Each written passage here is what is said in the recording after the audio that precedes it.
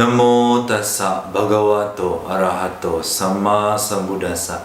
Sotihontu, sahabat Dhamma semua, salam cinta kasih. Pada kesempatan kali ini saya ingin menceritakan seorang umat awam yang sangat bajik pada saat zaman Buddha di masa lampau. Jadi umat awam ini ya, dia dijemput oleh 6 kereta dewa. Gimana sih ceritanya? Kenapa dia bisa dijemput oleh 6 kereta dewa? Jadi umat awam ini namanya adalah Dhammika ya. Namanya siapa? Dhammika. Dhammika sendiri sering sekali melakukan kebajikan, sering berdana kepada bhikkhu sangga, kepada wihara, sering menjalani sila, sering menjalani uposatha sila, dan melakukan kebajikan-kebajikan lainnya, ya kan? Nah, Dhammika sendiri adalah pemimpin dari 500 umat awam yang berbakti di zaman Buddha dulu. Jadi dia adalah pemimpin dari 500 umat awam. Dhammika sendiri memiliki 7 orang putra dan 7 orang putri. 7 putra dan 7 putrinya juga penuh dengan kebajikan. Suka berdana, menjalani sila, uposatha sila, mendengarkan dhamma, meditasi, dan memenuhi kehidupan mereka dengan bunga-bunga kebajikan. Nah, Dhammika suatu hari ketika sudah berumur, dia jatuh sakit. Ya, jatuh sakit karena udah berumur ya. Namanya setiap makhluk kan suatu hari pasti sakit dan meninggal, ya kan? Jadi Dhammika di penghujung hidupnya, ya kan, sakit-sakitan. Nah, pada saat dia sakit, dia mengundang para bhikkhu sangga, meminta para bhikkhu sangga untuk membacakan parita atau sharing dhamma. Jadi para bhikkhu ini membacakan Mahasatipatthana Sutta ya. Jadi pada saat Dhammika berbaring di kasur kesakitan, para bhikkhu membacakan parita Mahasatipatthana Sutta.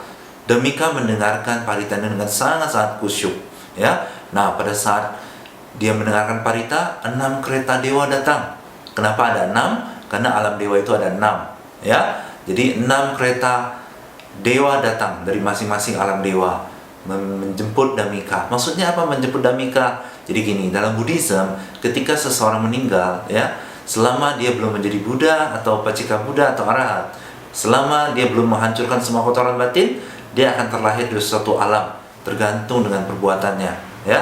Jadi Dhammika ini karena kebajikannya sangat banyak, dia akan terlahir di alam dewa. Para dewa begitu mengasihinya sehingga 6 kereta alam dewa ya, dari masing-masing alam dewa datang untuk menjemput Dhammika, menginginkan Dhammika untuk terlahir di alam dewa mereka. Kenapa? Sekali lagi, karena Dhammika penuh dengan kebajikan.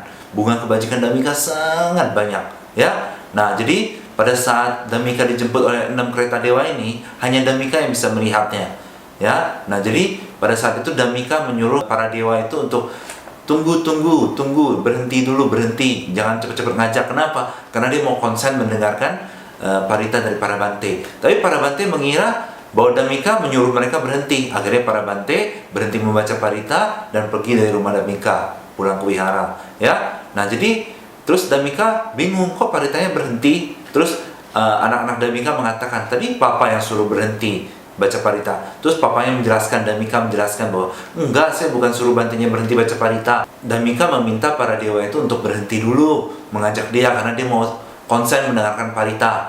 Lalu Dhammika bertanya kepada anak-anaknya, kira-kira alam dewa mana yang bagus ya? Karena alam dewa ada 6. Lalu anaknya menjawab, alam dewa Tusita, Pak. Karena setiap bodhisatta sebelum menjadi Buddha, mereka ada di alam dewa Tusita. Alam dewa Tusita adalah alam dewa yang disukai oleh para bodhisatta sebelum menjadi Buddha. Lalu terus papanya meminta anaknya, sini ambilkan aku karangan bunga. Lalu karangan bunga ini dilempar dan karangan bunga ini mengenai penjaga kereta dari alam dewa Tusita. Jadi Dhammika memilih alam dewa Tusita ya. Setelah itu dia meninggal dan terlahir di alam dewa Tusita.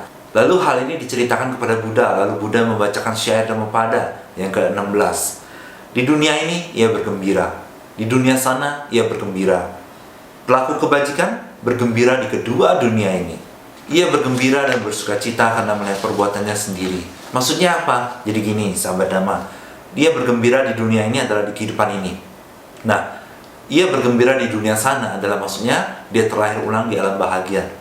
Karena apa? Karena perbuatannya yang suci. Maka daripada itu ia bergembira di kedua dunia ini.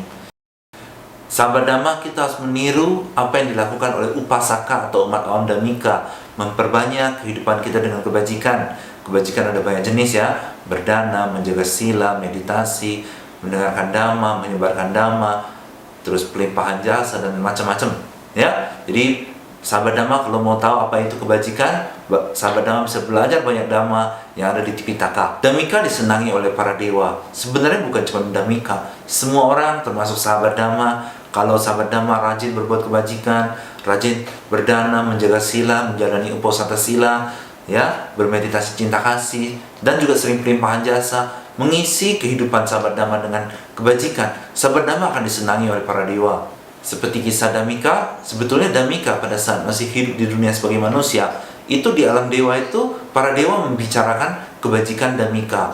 Gini, sahabat Dhamma semua, ya.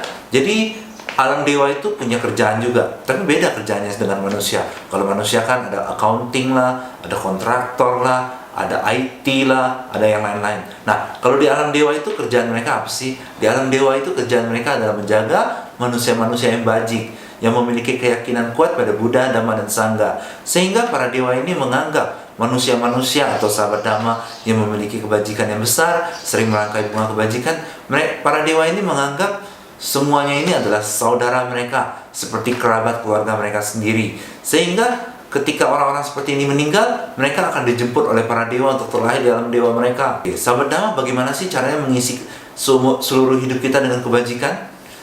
Bagaimana sih supaya caranya disenangi oleh para dewa dan para Brahma? Nah, mari bergabung dalam kelas meditasi cinta kasih, kelas pelatihan pikiran yang diadakan setiap hari Selasa dan Jumat melalui via Zoom. Bagaimana caranya? Sahabat Dhamma cukup mendaftar di WhatsApp di nomor yang ada di sini, 0888 188 088. Sahabat tinggal mendaftar aja ke admin, nanti admin yang akan mengarahkan sahabat untuk mengikuti kelas ini. Kelas ini free dan tanpa biaya sama sekali. Yang paling penting sahabat Dhamma mau mengumpulkan semua kebajikan yang besar dalam hidup, mau melatih cinta kasih setiap saat, ya. Sekian dulu sahabat Dhamma. Semoga kita semua selalu berkembang dalam Dhamma. Sabe Satta Bhavantu Sukhitata. Sadhu, sadhu, sadhu.